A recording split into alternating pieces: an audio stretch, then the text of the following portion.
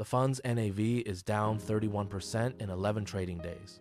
You are not a junior analyst watching someone else's mistake compound across a screen.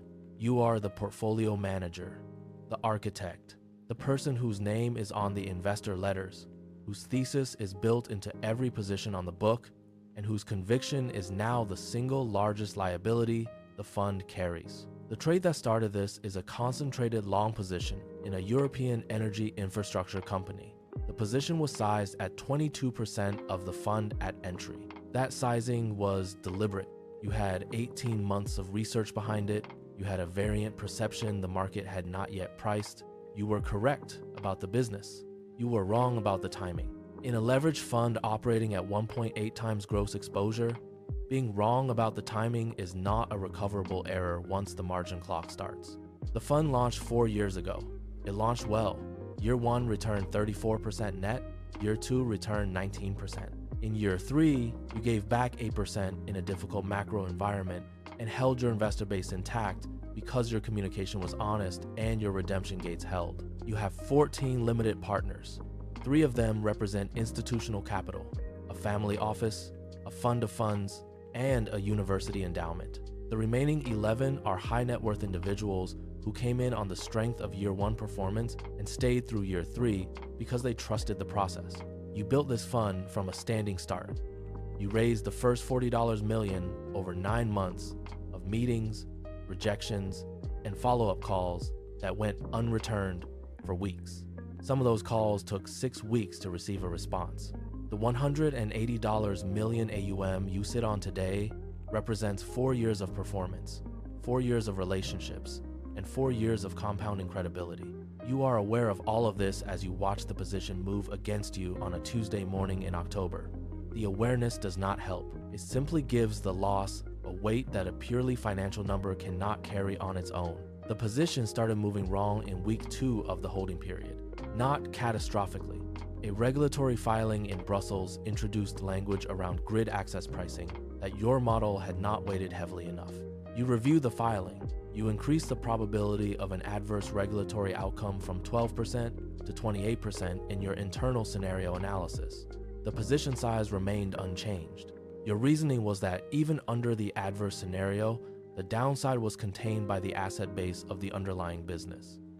That reasoning was structurally sound. What it failed to account for was the leverage multiplier at the fund level and the correlation between a regulatory shock in European infrastructure and the broader repricing of rate-sensitive assets happening simultaneously across your book.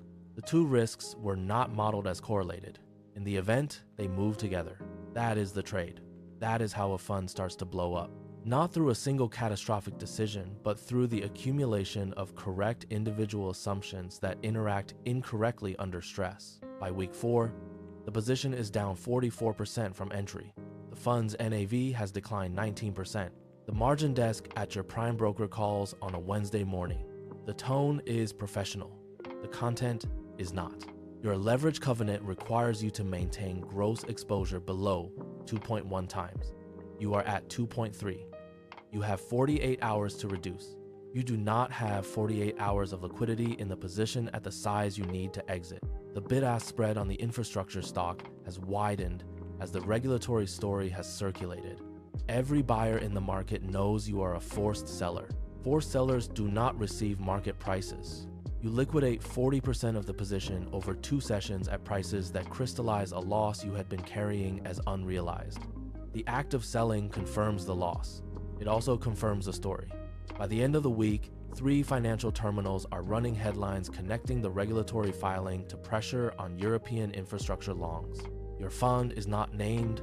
Your position is visible to anyone who looks at the 13 F filings.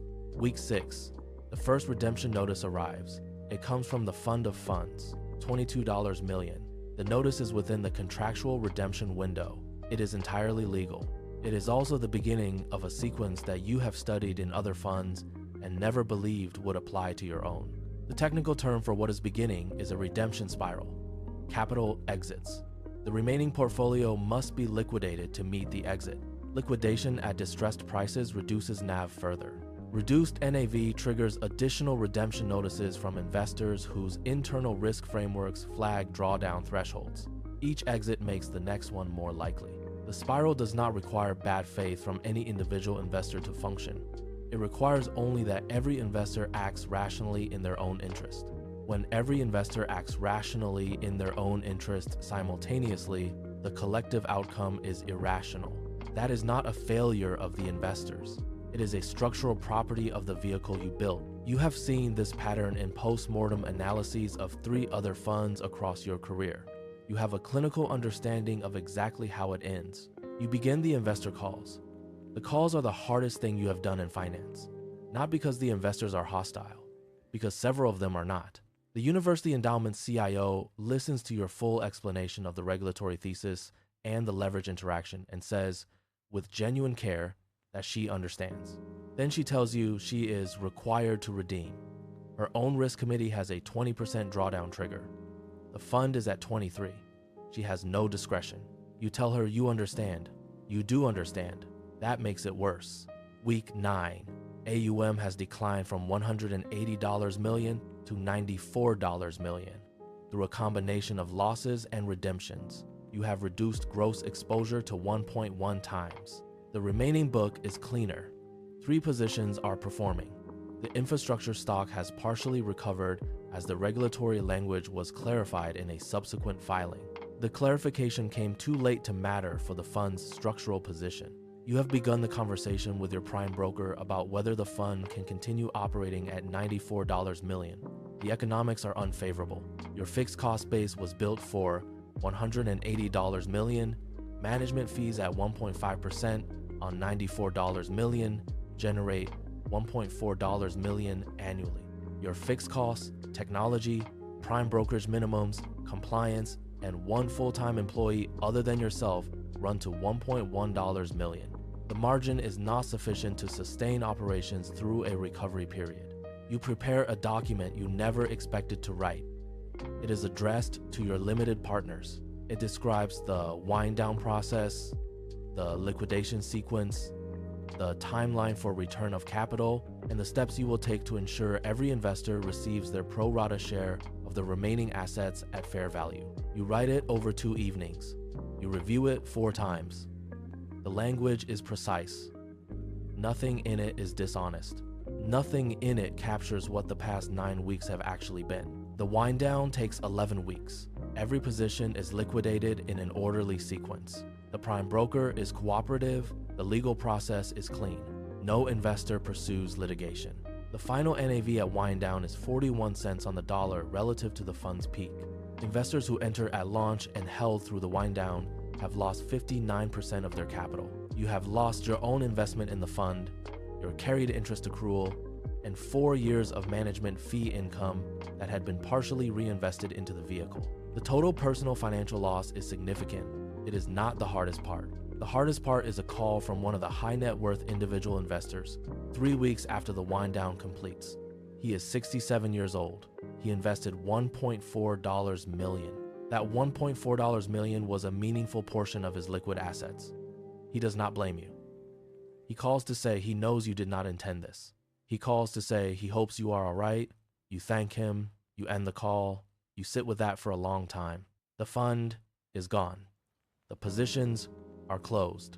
The entity has been dissolved. What remains is the knowledge that a correct thesis, incorrectly sized, incorrectly stress tested at the portfolio level, and insufficiently protected against correlated tail risks is indistinguishable in its consequences from a wrong thesis. The market does not grade on process, it grades on outcome. That is the only lesson the machine offers, and it offers it without sentiment, without explanation, and without any interest in whether you deserved it. Subscribe to Adrian Finance for more stories about how money actually moves.